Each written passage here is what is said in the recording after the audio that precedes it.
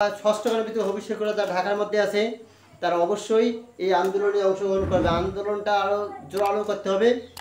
আসসালামু আলাইকুম। প্রিন্সিপাল দেলোয়ার হোসেন আজিজুর রহমান স্যারের নেতৃত্বে এটা মহাসমাবেশের ডাক দিয়েছে। এর আগেও কিন্তু ওনার আন্দোলন থেকে কিন্তু আমরা ঈদ বোনাস 25 থেকে 50% পর্যন্ত আমরা পেয়েছি। তার মানে ওনার আন্দোলনের কারণেই কিন্তু আমাদের ঈদ বোনাসটা একটু বৃদ্ধি পেয়েছে।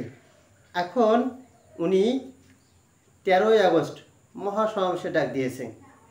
এখন এই মহাসমাবেশটা কিন্তু অল বাংলাদেশ থেকে কিন্তু শিক্ষকরা প্রেস ক্লাবে যাবে এবং এই মহাসমাবেশটার কারণটা কি, কেন ডাক দেওয়া হচ্ছে এই মহাসমাবেশটার?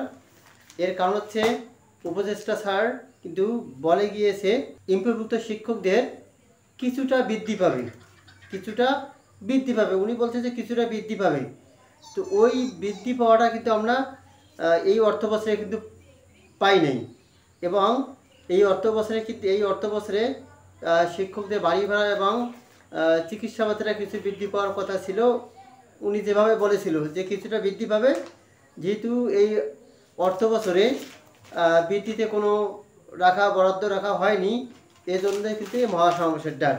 এখন একটা শিক্ষক মাত্র 500 টাকা পায় চিকিৎসা ভাতা, মাত্র 500 টাকা চিকিৎসা ভাতা। এখন একটা গ্রাম অঞ্চলের ডাক্তারও কিন্তু 500 টাকা করে ভিজিট নেয়।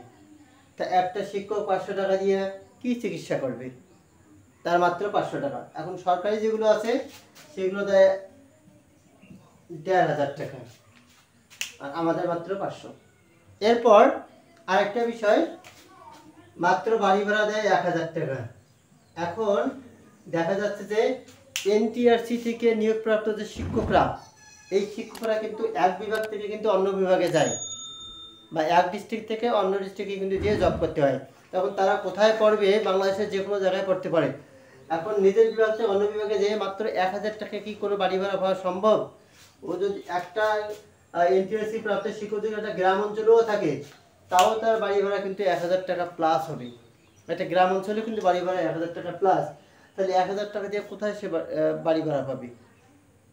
তো এখন এই চিকিৎসা ভাতাটা করার কথা ছিল যখন উপদেষ্টা স্যার নির্দেশ দিয়েছিল যে আসলে কিছুটা বৃদ্ধি করা হবে। সেই বৃদ্ধিটা একটা খসড়া কিন্তু তৈরি করেছিল, সেটা হচ্ছে শিক্ষা মন্ত্রণালয় থেকে অর্থ মন্ত্রণালয়ে কিন্তু পাঠানো হয়েছিল। সেটা হচ্ছে এটাকে দ্বিগুণ করলে হচ্ছে 1000, তাহলে 1000 চিকিৎসা ভাতাটা কিন্তু 1000 এবং এই বাড়ি ভাড়াটাও কিন্তু দ্বিগুণ করার কথা ছিল।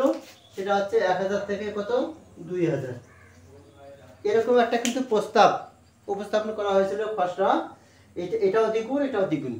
তাহলে দেখা যাচ্ছে যে প্লাস, তাহলে আমাদের প্লাস হতো কত 1500। তো 1500 যেখানে এই অর্থ বছর প্লাস হতো, তবুও শিক্ষকরা কিন্তু খুশি থাকতো। তখন যেহেতু এই অর্থ বছরে 1500, তাহলে সামনের অর্থ বছরে আরও বৃদ্ধি পাইতো। তো এখন এটাও রাখলো না, এটাও না রাখার পর যে আমাদের বিশেষ মহার্ঘ ভাতা যে 15% আর 10% এটা কিন্তু রাখা হয়েছে। এখন কথা হচ্ছে যে উপদেষ্টা স্যার যে বললো যে বাড়ি ভাড়া এবং চিকিৎসা ভাড়া কিছুটা করে বাড়বে, সেটা কিন্তু রাখা হলো না। এখন এই খসড়াটা যখন মন্ত্রণালয় কিন্তু এই খসড়াটা নিয়ে আলোচনা হয়েছে, তখন কিন্তু আজিজি স্যার সচিবালয় মন্ত্রণালয়ে ঘোরাঘুরি করছে যে আমাদের চিকিৎসা ভাতাটা যদি কোনো আপনারা 1000 দেন, তো বাড়ি ভাড়া আমাদের পার্সেন্টে দেন।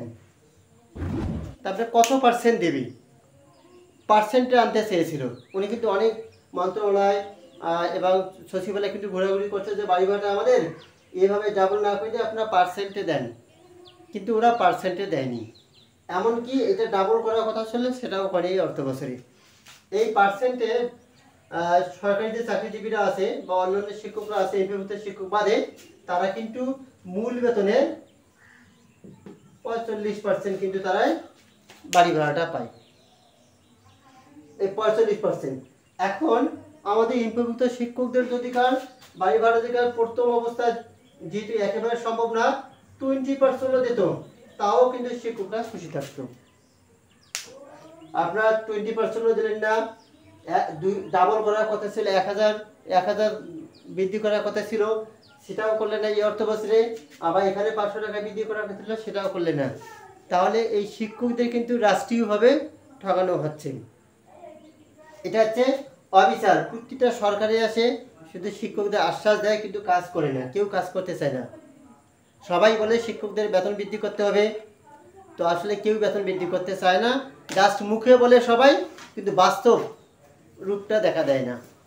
তো এখন আমাদের যে কাজটা করতে হবে, যে তরুণ শিক্ষকরা আছে, এই তরুণ শিক্ষকরা কিন্তু এই আন্দোলনে, এই 15ই আগস্ট যে মহাসমাবেশ ডাক দিয়েছে, তরুণ শিক্ষকদের কিন্তু অংশগ্রহণটা খুব জরুরি।